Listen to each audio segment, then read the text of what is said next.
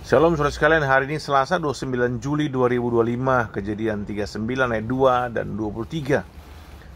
Saudara, terakhir kita bahas tentang Yusuf adalah saat dia dijual oleh kakak-kakaknya kepada kafilah Ismail, dan kemudian kafilah ini menjual Yusuf di Mesir sebagai budak kepada Potifar, kepada pengawal raja. Saudara ya, itu Kejadian 37.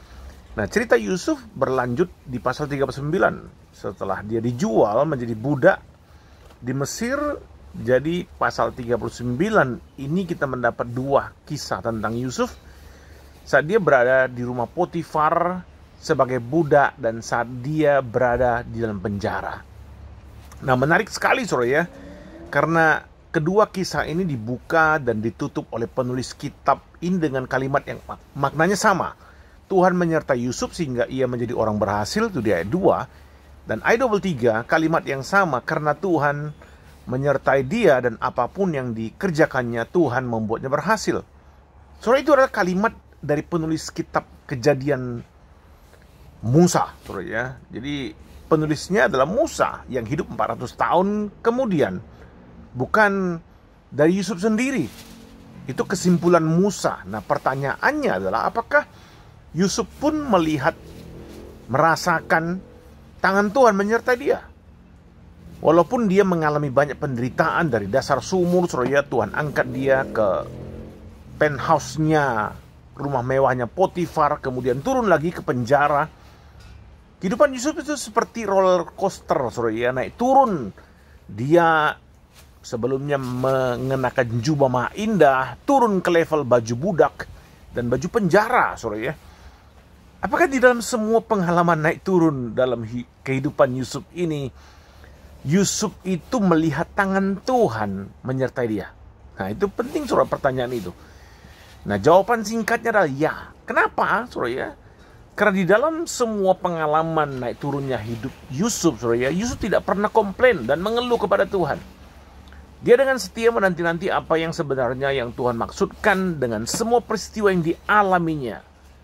Dan yang paling penting adalah dalam dia menanti-nanti jawaban Tuhan itu, Yusuf tetap menjaga hidupnya dengan hidup kudus di hadapan Tuhan. Saudara, ini nggak mudah, saudara ya. Seringkali kita berhasrat mau tahu rencana Tuhan dalam hidup kita. Kita ingin tahu kehendak Tuhan, tapi sebelum kita mendapatkan jawaban dari Tuhan, kita tidak setia kepada firman-Nya. Kita suka sekali ambil jalan pintas, jalan kita sendiri. Kita tidak menjaga hidup kita dengan firman-Nya. Kita tidak sabar dalam penantian. Saudara, apa praktisnya? Ini yang dilakukan Yusuf, saudara, dalam dia menanti jawaban Tuhan. Saat dia digoda sedemikian kuat oleh istri Potifar. Perhatikan baik-baik, saudara ya. Yang digoda ini bukan kakek-kakek, saudara ya, tapi seorang muda dengan hasrat seksualnya. Usia Yusuf itu 17-18 tahun kurang lebih saat itu. Dia seorang muda yang tampan dan yang gagah perawakannya. Seorang muda yang hormon seksualnya sedang membara pada masa pubertasnya. Bisa saja itu menjadi alasan logis bagi dia jatuh dalam dosa seksual. Juga kakak-kakaknya punya dosa seksual yang sama.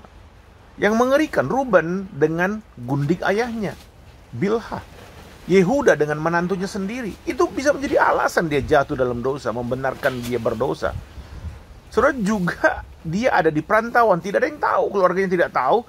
Dan semua status dia itu sebagai budak, tidak berdaya. Bila diperlakukan apapun oleh tuannya, maka dia harus tunduk. Saudara, itu semua dikatakan Andrew Schmuitzer, saudara ya, bilang begini. Dengan semua yang dialaminya itu, Joseph had every reason to be angry, bitter, resentful, cynical, fearful, self-serving, and self-pitying. Yusuf punya 1000 alasan manusia untuk lari ke dalam dosa seksual terhadap istri Potifar. Puji Tuhan, saudara, Yusuf memilih menolaknya. Ini menjadi teladan yang kuat sekali bagi saya dan saudara.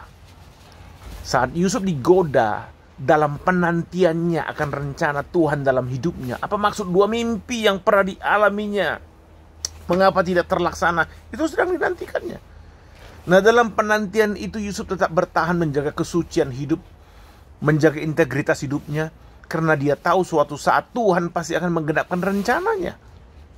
Saudara, kita akan sambung renungan lebih jauh pada esok hari, saudara ya. Hari ini maukah kita mencontoh Yusuf, belajar tetap bersabar dan tekun dengan kesucian hidup dalam menanti jawaban Tuhan. Apapun jawaban yang sedang saudara nantikan. Amin, saudara.